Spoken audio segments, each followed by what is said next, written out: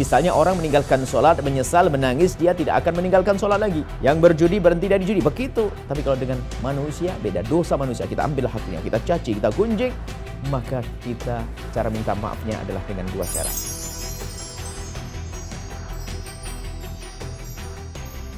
Bismillahirrahmanirrahim. Assalamualaikum warahmatullahi wabarakatuh. Alhamdulillah wassalatu wassalamu ala rasulillah habibina Sayyidina Muhammad bin Abdullah wa ala alihi wa ashabihi wa mawalah, amma ba'd. Para perindu ridha Allah, para pecinta baginda Nabi sallallahu alaihi wasallam, nuhibbukum fillahi, kami mencintai Anda karena Allah. Semoga Allah menjaga hati kita sehingga hati kita benar-benar saling mencintai karena Allah. Tidak ada dengki di antara kita, tidak ada benci di antara kita, tidak ada prasangka buruk di antara kita. Alhamdulillah kita bisa melanjutkan acara kita ya.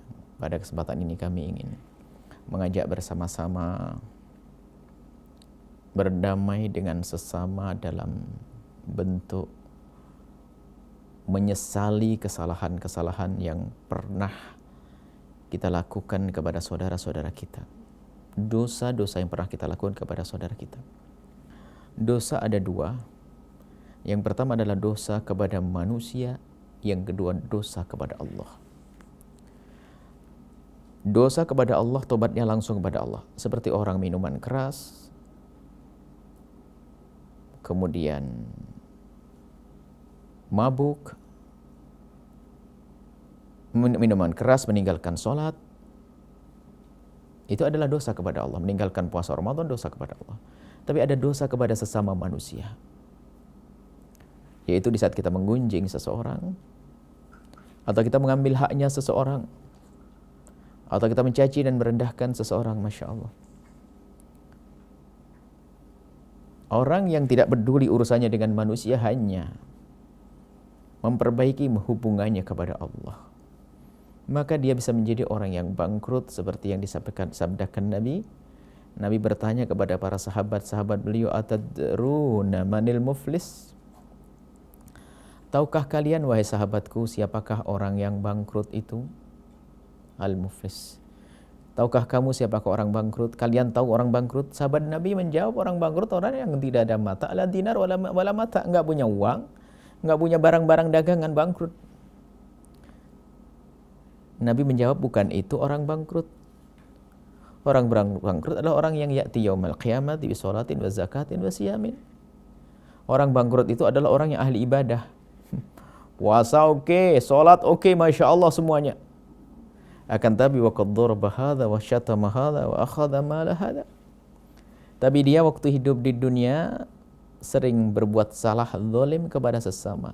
Sesaat memukul si A, mengambil harta si B, menggunjing si C. Masya Allah.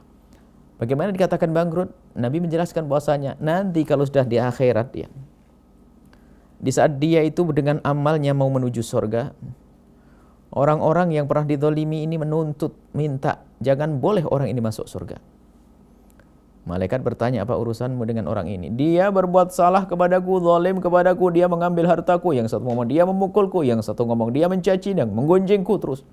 Rupanya dia sering melakukan kesalahan dengan sesama bangsa manusia. Maka dibuatlah perhitungan, diperintahkan oleh Allah agar kebaikan-kebaikan dari orang yang katanya ahli salat, ahli ibadah tersebut diambil, dibayarkan kepada orang yang dizalimi, yang digunjing, yang dicaci, yang diolok, yang diambil hartanya, diambil dari kebaikan-kebaikan orang tersebut sampai kebaikannya habis. Bahkan di saat kebaikannya habis, yang menuntut masih banyak karena dia mungkin dulu di dunia pengaruhnya besar sehingga banyak orang yang kenal dengan dia. Bersama itu juga banyak yang dizalimi. Habis amal baiknya, dosanya kepada manusia masih banyak. Maka diperintahkan oleh Allah agar diambil dari dosa-dosa orang yang dizalimi, orang yang digunjing, orang yang dicaci, dosanya diambil dan ditumpangkan kepada orang yang katanya ahli salat, ahli ibadah, lalu dilemparkan neraka jahanam. Na'udzubillah. Maka jangan sampai kita hanya memperbaiki urusan kita dengan Allah, tapi dengan manusia. Mari kita segera saat dikoreksi di urusan dengan ibunda, ayahanda, saudara-saudari, suami istri, anak-anak, tetangga dan seterusnya. Mari kita beresi urusan kita dengan manusia, bertobat. Dan bertobat kepada Allah syaratnya lebih mudah daripada bertobat kepada manusia.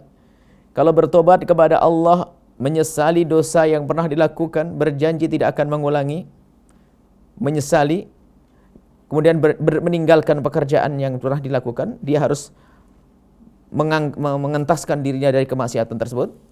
Kemudian yang ketiga adalah berjanji tidak akan mengulangi, selesai dengan Allah. Menangis di tengah malam, mengadu kepada Allah, Allah akan ampuni, Allah ampuni. Tapi kalau dengan manusia nggak cukup, di samping dia harus menyesali perbuatan dosanya. Kalau nggak menyesal, nggak ada yang akan diampuni.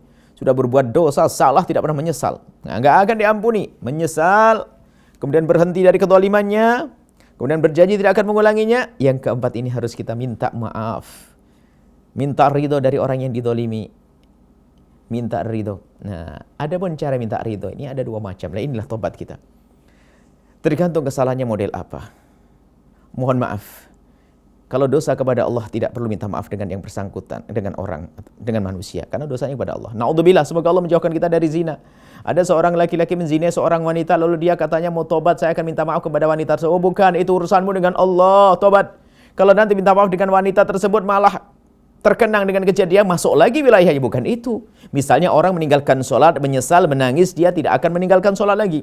Yang berjudi berhenti dari judi, begitu. Tapi kalau dengan manusia, beda. Dosa manusia, kita ambil haknya, kita caci, kita gunjing, maka kita cara minta maafnya adalah dengan dua cara. Dilihat, jika itu urusannya harta, misalnya seseorang mengambil harta orang lain, dilihat, jika orang yang diambil hartanya itu tahu dia yang mengambilnya, maka cara tobatnya adalah mengembalikan atau minta maaf langsung.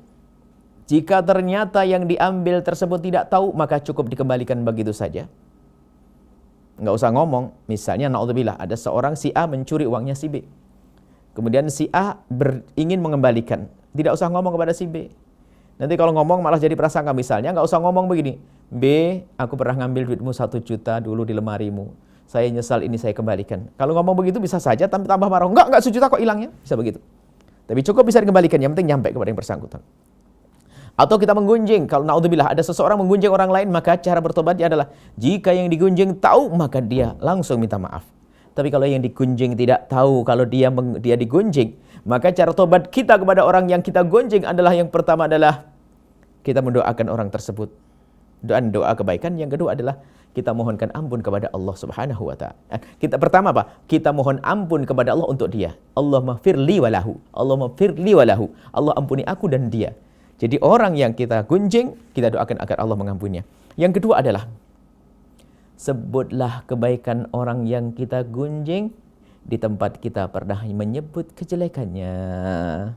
Ini diantaranya cara tobat kepada manusia. Dan masih banyak dosa-dosa yang lainnya, maka kita harus segera tobat sebelum dicabut nyawa kita, menghadap kepada Allah dengan dosa-dosa. Dosa kepada manusia membebani, sehingga kita menjadi orang yang bangkrut, naudzubillah.